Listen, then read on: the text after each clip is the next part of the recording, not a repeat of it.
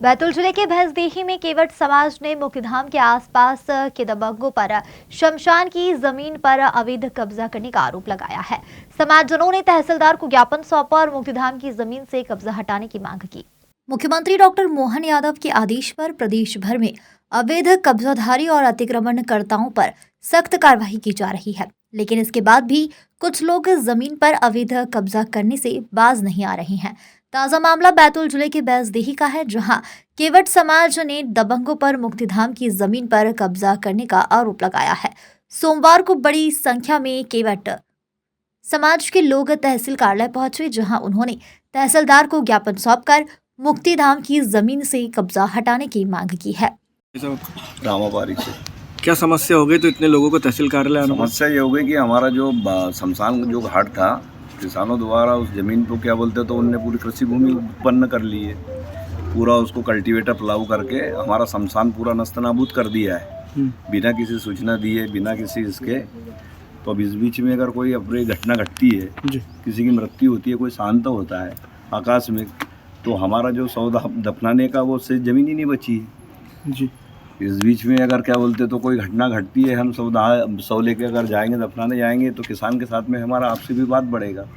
इसलिए से के कारण हमने शासन प्रशासन को ज्ञापन दिया है कि भैया हमारी जो शमशान की ज़मीन है उसको निकाली जाए। क्या आश्वासन दिया आपको? तहसीलदार महोदय ने ये आश्वासन दिया कि भाई मैं आज ही पटवारी को अभी तत्काल भिजवाता हूँ, उसको नपवाता हूँ। वो ज़मीन शासकीय है या उसकी किसान की कृषि भूमि है, तो कृषि भूमि है तो उसकी कार्रवाई अलग करूँगा, शासकीय भूमि है तो उसकी कार्रवाई अलग करूँगा, हटवाऊँगा।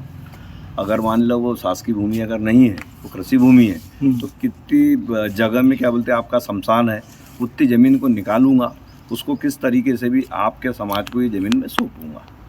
सर बताइए, आज क्या कुछ मामला हुआ तो इतने लोगों को तहसील कार्यालय आना पड़ा?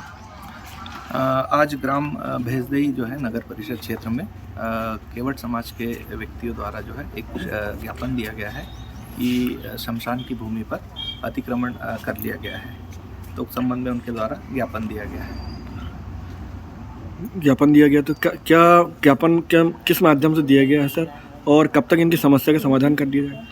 इनका ज्ञापन अभी हमको प्राप्त हुआ है, तो हम सबसे पहले वो ज़मीन जिस जगह की बात कर रहे हैं उसको दिखवाएंगे कि वो शासकीय भूमि है या निजी भूमि है, और उसके अनुसार फिर अगर शासकीय भूमि है तो वैसी कार्रवाई होगी और निजी भूमि होगी तो उसके अनुसार फिर हम उसमें विधि अनुसार कार्रवाई करेंगे। लगभग कितने दिनों में इनकी समस्या का समाधान हो जाएगा?